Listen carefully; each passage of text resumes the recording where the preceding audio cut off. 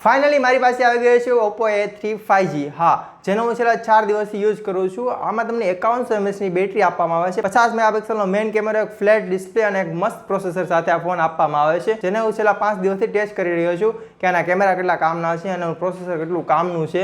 અને હા, Oppo A3X કરતાં આમાં શું નવું કરી દેવામાં આવ્યું છે એની વિશે પણ આપણે વાત કરીશું। તો જો ચેનલ પર નવા હો તો જલ્દીથી ચેનલને સબસ્ક્રાઇબ કરી નાખજો। અનબોક્સિંગનો તો સવાલ જ નથી, કેમ કે હું છેલ્લા 5 દિવસથી મોબાઈલને યુઝ કરી રહ્યો છું। તો કેમ છો મારા ગુજરાતી મિત્રો? મજામાં ને? હા મારા ગુજરાતી મિત્રો, આપણે લુક એન્ડ બોડીથી વાત કરીએ તો ફોન જોવામાં બહુ મસ્ત છે। હા, પાછળની તરફ તમને કાચ નથી જોવા મળતો, પણ બહુ પ્રીમિયમ લુક આપે છે। હા, એક આ પ્લાસ્ટિકની ફ્રેમ વાળો મોબાઈલ છે જે 3D કર્વ સાથે નથી આપતો, એકદમ ફ્લેટ મોબાઈલ છે। હા, આની પાછળ છે ને મિત્રો પ્લાસ્ટિકની બેક કવર જોવા મળે છે, પણ મિત્રો કલર છે ને બહુ મસ્ત લાગે છે। અને હા, એક વસ્તુ તમને કહી દઉં કે આ ફોન તમારે કદાચ હાથમાંથી પડી જશે ને તો પણ કાંઈ નહીં થાય। હા, તમને આમાં શોક રેઝિસ્ટન્ટ જોવા મળે છે, એટલે કે મોબાઈલ હાથમાંથી પડી જાય તો કાંઈ વાંધો નહીં આવે। લુક એન્ડ બોડી બહુ મસ્ત છે અને ફ્લેટ ફોન છે, એટલે હાથમાં પકડવામાં ઇનહેન્સ ફીલ બહુ સારું આવી જાય છે। અને હા મિત્રો, આના કલર છે ને તે બહુ મસ્ત લાગે છે અને કેમેરા મોડ્યુલ છે ને મિત્રો તે બહુ જોરદાર લાગે છે। હવે વાત કરીએ મિત્રો એની ડિસ્પ્લેની, તો આની ડિસ્પ્લે છે ને ફ્લેટ જોવા મળે છે, જે 6.67 ઇંચની છે।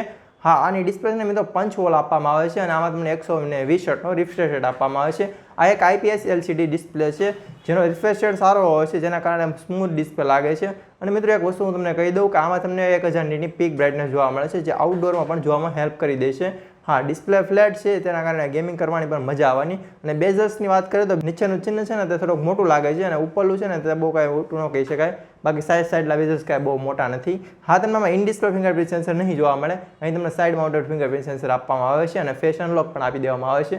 પણ જો મલ્ટીમીડિયાની વાત કરીએ તો મિત્રો મલ્ટીમીડિયા કરવાની મજા આવવાની, ફ્લેટ ડિસ્પ્લે છે ને કલર પણ સારા એવા આવી જાય છે। હા, આમાં તમને બેટરી છે ને મિત્રો 5100 mAhની જોવા મળે છે, એટલે કદાચ તમે આખો દિવસ મોબાઈલ જોયો હોય તો પણ તમારે વાંધો નહીં આવે। આમાં તમને પ્રોસેસર MediaTek Dimensity 6300 જોવા મળે છે, જે 6nm ટેકનોલોજી પર બનેલું છે, એટલે પાવર કન્ઝ્યુમ કરશે પણ 5100 mAhની બેટરી છે, એટલે મિત્રો તમારે બહુ વાંધો નહીં આવે। આમાં 45 વોટનો તમને ચાર્જિંગ એડેપ્ટર આપવામાં આવે છે, જે બોક્સની સાથે આપવામાં આવે છે। 5 દિવસથી હું મોબાઈલ ટેસ્ટ કરી રહ્યો હતો, મને એટલું બધું ચાર્જિંગ પ્રોબ્લેમ ન લાગ્યું। હા, તમે આમાં ગેમિંગ કદાચ 2 થી 3 કલાક સખત રમો તો પણ હીટિંગ પ્રોબ્લેમ નથી થતો। હું પણ તમને કહી દઉં છું કે આમાં તમે બહુ મેક્સ ગેમ નહીં રમી શકો। હા, તમને આમાં 6GB રેમનો ઓપ્શન તો જોવા મળે છે, 6GB સાથે તમને 128GBનું સ્ટોરેજ પણ આપવામાં આવે છે। પણ મિત્રો જો ગેમિંગ તમે રમતા હો એટલે કે બહુ નોર્મલ ગેમિંગ કરી શકશો। હા, ફ્રી ફાયર ને એવું રમી તો શકાય છે, પણ તમે મેક્સ લેવલ સુધી નહીં રમી શકો। આ નોર્મલ સેટિંગમાં તમે એવી ગેમિંગ કરી શકશો, બાકી બીજી બધી ગેમ તો ચાલે જ છે, તેમાં કાંઈ વાંધો નથી। પણ મિત્રો મલ્ટીમીડિયા કરવાની મેં તમને કહ્યું હતું એમ બહુ મજા આવે છે, ફ્લેટ ડિસ્પ્લે છે, તેના કારણે મૂવી જોવાની બહુ મજા આવે છે। બાકી વાત કરીએ એન્ડ્રોઇડ વર્ઝનની, તો આમાં એન્ડ્રોઇડ વર્ઝન 14 આપવામાં આવે છે, તે એક સારી વાત કહેવાય। વાત કરીએ અને OSની, તો તમને કલર OS 14 જોવા મળે છે। હવે મિત્રો કલર OS 14 છે ને તેમાં થર્ડ પાર્ટી એપ્લિકેશન તો જોવા મળશે, પણ તેને એટલી બધી કાંઈ ચિંતા લેવાની જરૂર નથી। આ Oppo છે અને હા, તમને હું કહી દઉં કે આમાં થોડા ઘણા AIના ફીચર છે। Oppoના જે મેક્સ લેવલના ફોન આવે ને, જે 30,000માં આવે, તેને જેટલા કામના નથી, થોડા ઘણા જોવા મળે છે AI ફીચર। બાકી તમને ક્લીન UI એટલું બધું નહીં જોવા મળે, પણ તમે ગેમિંગ ને બધું કરતા હશો તો તમે વધારેની એપ્લિકેશન કાઢી શકો અને પછી મોટી મોટી ગેમને, હેવી ગેમને તમે અનઇન્સ્ટોલ કરી શકો। હા, તમને 128GBનું સ્ટોરેજ આપવામાં આવે ને 6GBની રેમ છે, એટલે તમને આમ મજા આવશે વાપરવામાં, સ્મૂથ બધું ચાલે છે, એટલો બધો મોબાઈલ આમ હેંગ નહીં થાય। એટલે મિત્રો આમ ફોન તો પાવરફુલ છે, ગેમિંગ પણ સારી એવી થઈ જાય છે। પણ વાત કરીએ સ્પીકરની, તો મિત્રો સ્પીકર બહુ સારા છે। હા, તમને સ્ટીડિયો સ્પીકર નથી જોવા મળતા, નોર્મલ સ્પીકર જોવા મળે છે, પણ મિત્રો સાઉન્ડ ક્વોલિટી આમ બહુ સારી એવી આપવામાં આવે છે, એટલે તમને આમ ઇરિટેટ નહીં થાય એવો સાઉન્ડ આપવામાં આવે છે। અને બીજી એક ખાસ વસ્તુ કે આમાં તમને 3.5mm જેક જોવા મળે છે, એટલે કે તમે આમાં ઇયરફોન નાખી અને ગીત મસ્ત સાંભળી શકો છો। હવે મિત્રો વાત કરીએ અને કેમેરાની, કેમ કે Oppo A3X એ ફોનનું આપણે રિવ્યૂ કર્યું હતું।